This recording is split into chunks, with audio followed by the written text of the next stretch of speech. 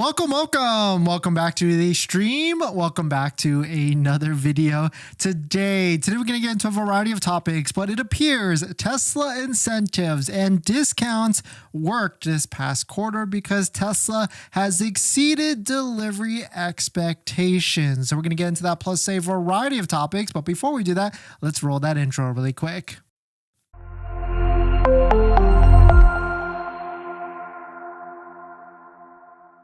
All right, so thanks for watching another stream. Thanks for watching another video. My name is Dennis, and I love talking about Tesla deal hacking, as I like to call it, but basically just getting the best deal on Tesla at the best financing rate. So definitely hit that subscribe if you're interested, and definitely check out my Patreon link down below in the description where you can support the channel and get access to the ultimate Tesla buying guide out there with all the best interest rates for financing in Tesla. And today's live stream is partnered with Mint Mobile, where you can save money on your mobile phone plan, but more on that later. So breaking, Tesla has delivered 443, almost 444,000 vehicles, or exactly 443,956 vehicles in quarter two, beating Wall Street expectations of 438,000. And this was way more than what they produced. Production was 410,831. Another big number that it seems to be a lot of people are talking about is that Tesla also reported that energy deployments were 9.4 gigawatt hours in the quarter, a record high. And taking a look at some of these numbers, because there's two things you want to take a look at here. So the first one is that the bulk of this, the lion's share of this, is all Model 3 and Model Y. And of course, the other models, which could be Tesla Semi, could be Cybertruck, could be Model S and Model X, at 21,551 deliveries. Most of this is going to be the Cybertruck, so really Model S and X is a big afterthought. I think they're focusing on Cybertruck right now, and really Model S and X, with inventory ramping up, with inventory levels for the Model S and Model X getting higher and higher, the pink and the purple and the blue line, I definitely foresee some sort of incentive on Model S and Model X because it's essentially a stale product right now. Eventually, it's because it's pretty old. It hasn't been changed since 2021, 2022. And so I think there's either going to be a refresh or interior change, or there's going to be some sort of promotion to try and clear out all the different old inventory that is out there. The next thing you want to piece from this is put this date on your calendar, July 23rd, 2024, which is going to be a Tuesday at 5:30 or 2:30 Pacific time, 5:30 Eastern or 2:30 Pacific time, because that's going to be the financial results and the next Q&A webcast where they'll talk about, where Elon and the team will most likely talk about how the quarter went and what are we going to be looking for in the next quarter in terms of incentives and deals. Maybe talk about the Cybertruck, when that non-foundation is going to end, or even other promotions. And I bet they're going to get asked the question like, hey, that 0.99% offer that you did on the Model Y, that was a great deal and it moved a lot of inventory. It definitely did. Taking a look at the inventory charts during that time, we were right around this area and it went all the way down to here, and Tesla's probably still taking advantage of all the different deliveries that are pending deliveries of that 0.99% offer. So Tesla, or people are going to be asking Tesla like, hey, are you going to bring that back? Because that was a fantastic deal. So we're going to be definitely taking a listen to this call during the Tuesday, July 23rd, during the Q2 financial results call, because that is going to be when the next time we might get some insight on when the next deal actually is going to be out there. This brings us to an official milestone that Tesla has officially delivered over 6 million vehicles, 6,227,920 to be exact, with basically over a decade of production and delivery for all these different vehicles. And take a look at this lineup, right? We got the Model 3 Performance, Model S, Cybertruck, Model X, and of course the Model Y on the right side. So big numbers, that is for sure. Taking a look at all the different inventory, this starts to be, it's yo-yoing a lot. And really, because the quarter is over now, Tesla has essentially removed all the different discounts and all the different incentives that are out there. It's really bare. I don't see too many out there, especially on vehicles, the vehicles that qualify for the tax credit. You might find one here and there on vehicles that don't qualify for the tax credit, but that's not a good deal at all because you don't get that $7,500 federal tax credit, especially for the Model Y that is out there. Model X, we are seeing some still demo vehicles, but really to be getting pretty empty for the Model Y across the board. And what's really interesting is that the Model 3 Performance, we're still seeing inventory as shown on Tesla's website. And so it seems like maybe this vehicle is not that hot anymore, and that maybe the pending people that have orders, maybe you might be further away from California. But I envision, because Tesla did raise the price of the Model 3 pretty recently, the Model 3 Performance. It debuted at $52,990, which was a great price because any options that you added, like paint color, interior color, all the different things, it still was under that massive $55,000 MSRP threshold, which then made it qualify for that $7,500 federal tax credit. Tesla quickly, within the same month or 1 month or 2 months, raised it $2,000 to $54,990, which basically made it ineligible for the tax credit unless you choose the only build, which is going to be the Stealth Gray with white or black interior. So I predict Tesla Model 3 Performance is definitely going to be getting some sort of price cut, at least $1,000 or maybe even $2,000 in this quarter, if not definitely by the fourth quarter, because it is a hot vehicle. But definitely some pretty interesting stuff. Let me know what your thoughts on it. Congrats on Tesla for exceeding delivery and production again, and doing a great job with all the different incentives that are out there right now. We're probably going to do a market update a little later this month and give you an update. Hopefully there's some other incentives. Maybe June, July won't be that great at all with all the different incentives, but I'm pretty excited to see what is going on. And then another random Model 3 performance news. Check out this fantastic wrap, because this is a cool color. Like Nardo Gray is already a great color, but this is a Model 3 Performance in Gold Dust Gray Cosmetic PPF with gold painted calipers. You can see there's a little bit of a different hue in this that adds more dynamicness to the color when it is in sun. Really cool wrap for sure. Model 3 Performance every single day is looking like a slick deal. I was able to sit in one again over the weekend, and it is a fantastic vehicle. Really comfortable, actually. Really impressive how comfortable it actually is. But we're going to jump into the next topic. Before we get into our next topic, I've been trying to save money lately, and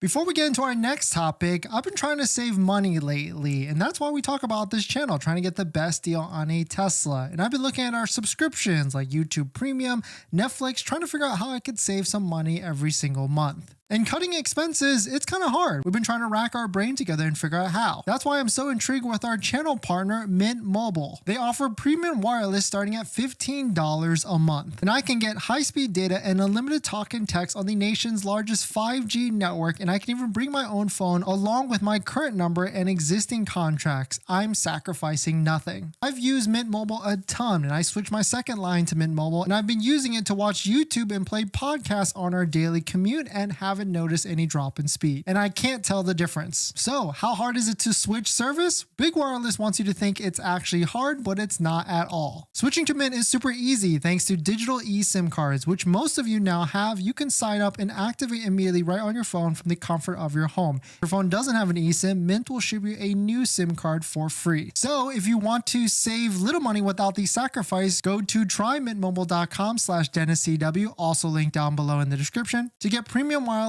for just $15 a month when you purchase a 3-month plan. Thank you to Mint for partnering, and let's get on to the next topic. Thanks for that, Jay. Thanks for coming in. Can you use the used EV tax credit every year? Unfortunately, no. It's once every 3 years. That seems to be what it actually is. Blueberry, hello. Thanks for coming in. Steve, do you think Tesla will offer owners with free lifetime superchargers the chance to transfer to a new Tesla before the end of the year? Yeah, I would say it's a pretty good shot on that. Maybe over 50% is my bet in terms of probability on that actually coming back.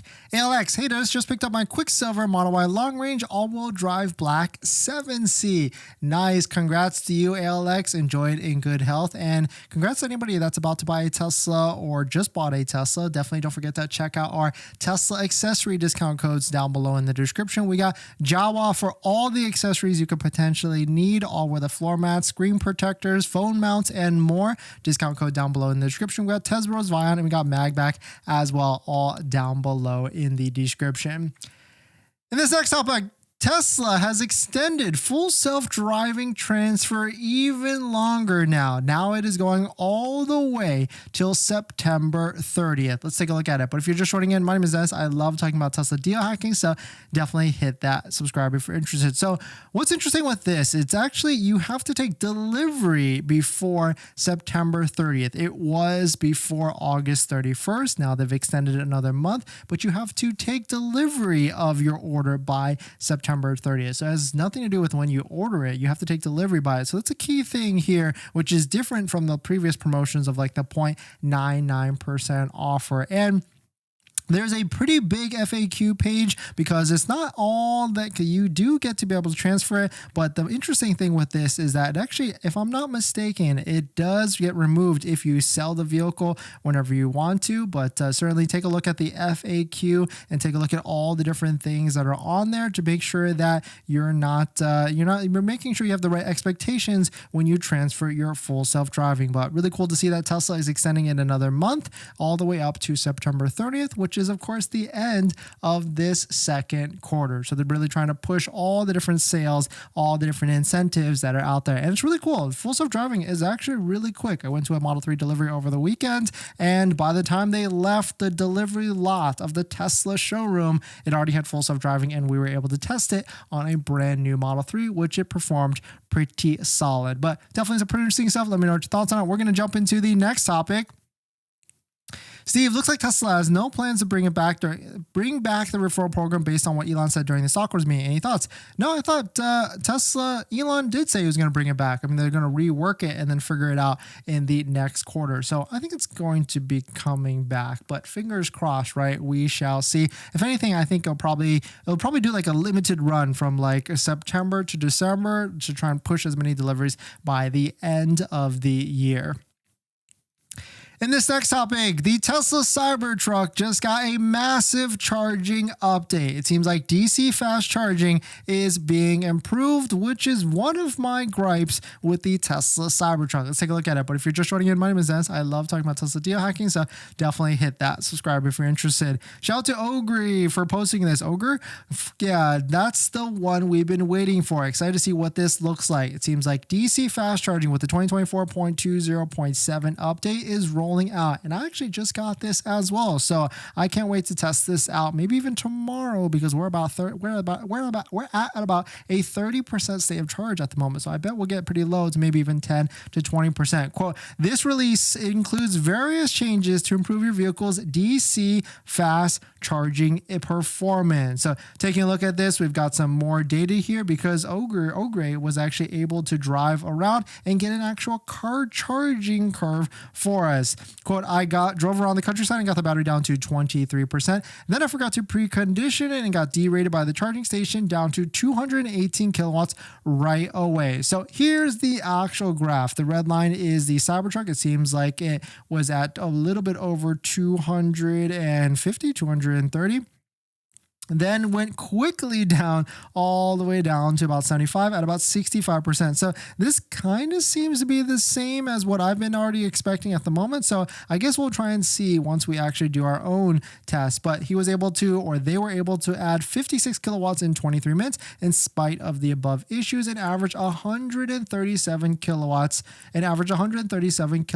That's 144 rated miles. Not quite the 145 miles in 15 minutes promised, but if I roll to a state of charge at 10% preconditioned, strong chance we could have nailed it. So really cool. Shout out to Ogre for posting this chart. And if you got the Cybertruck, let us know if you were able to get into one and see if you've got the latest update. But here's some of the other different things between comparison of the R1T. Seems like R1T is not too bad for sure. And then of course we got the Lightning all the way at the bottom. But definitely some pretty interesting stuff. Let me know what your thoughts on it. We're going to jump into the live stream comments. Surprised at how much energy Sentry mode uses. Lost like 8% overnight. Unplugged. Yeah, Sentry, I mean, it's because it's recording a lot. Depending on where you're at, maybe there's a lot of wild animals near you, and that's exactly what's happening there. But it definitely uses a lot, and Cybertruck also uses a lot of energy when it's immobile as well. In this next topic, a little bit of an ownership topic, but what is the most underrated aspect about owning a Tesla? I want to hear your feedback. I want to know what you guys think. Drop it down below in the comments, but I know what I would say, or I know what I'm thinking about the Tesla and what's the most underrated feature. But let's jump into it. But if you're just joining in, my name is Dennis. I love talking about Tesla deal hacking, so definitely hit that subscribe button if you're interested. Shout out to Nick for posting this. What is the most underrated aspect about owning a Tesla?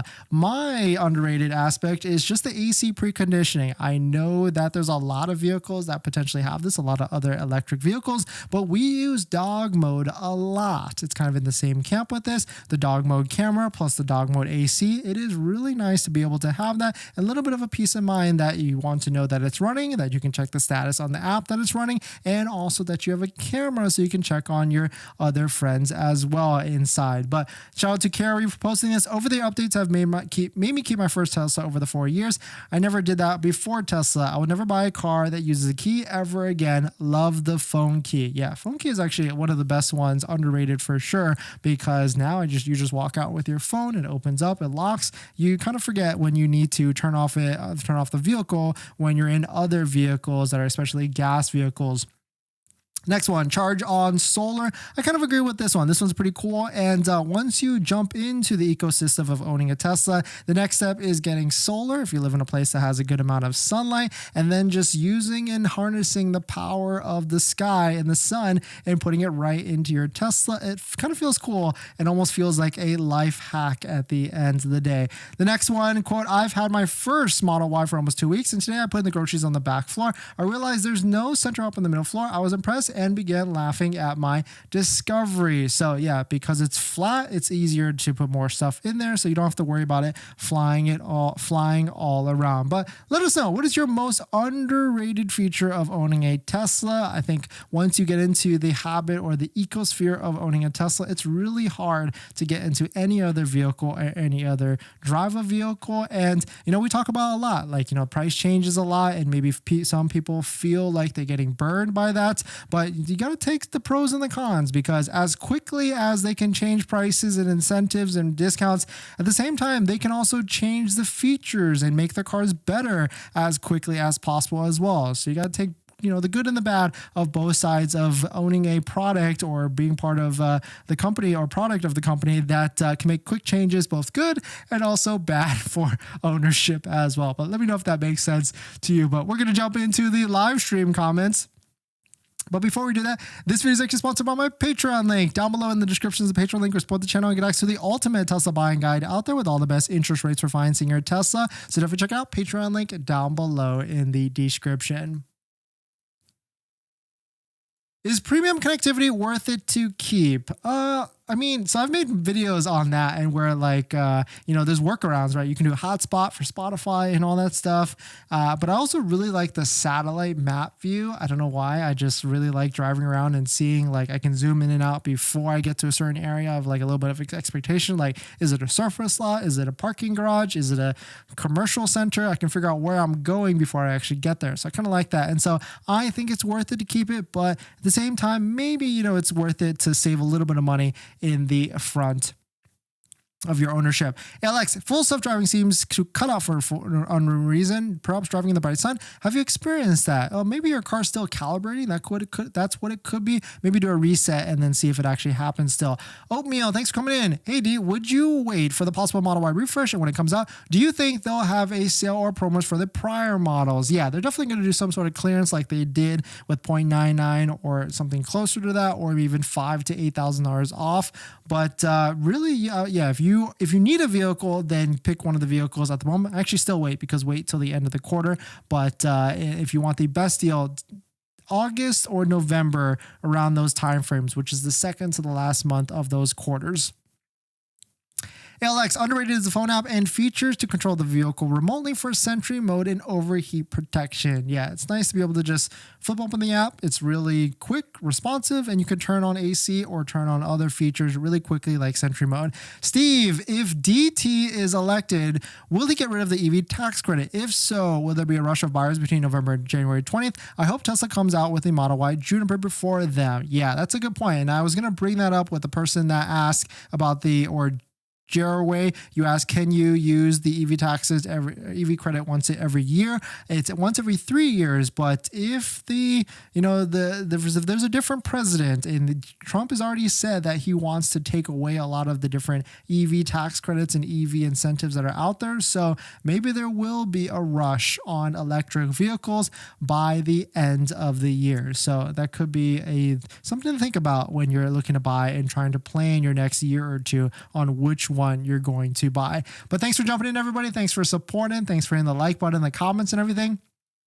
We've got a giveaway running on the channel right now. So if you're interested in winning Cybertruck accessories, we opened up 6 of them. Check out this video right here. Free entry. Multiple entries are allowed. So go ahead and check out that video if you're interested in the accessories or winning the accessories. And we're going to be doing another giveaway pretty soon as well. Potentially a phone mount that I recommend highly to all of you out there. So definitely hit that subscribe. Definitely hit that like button if you like giveaways, and I'll see you guys in the next one. See ya.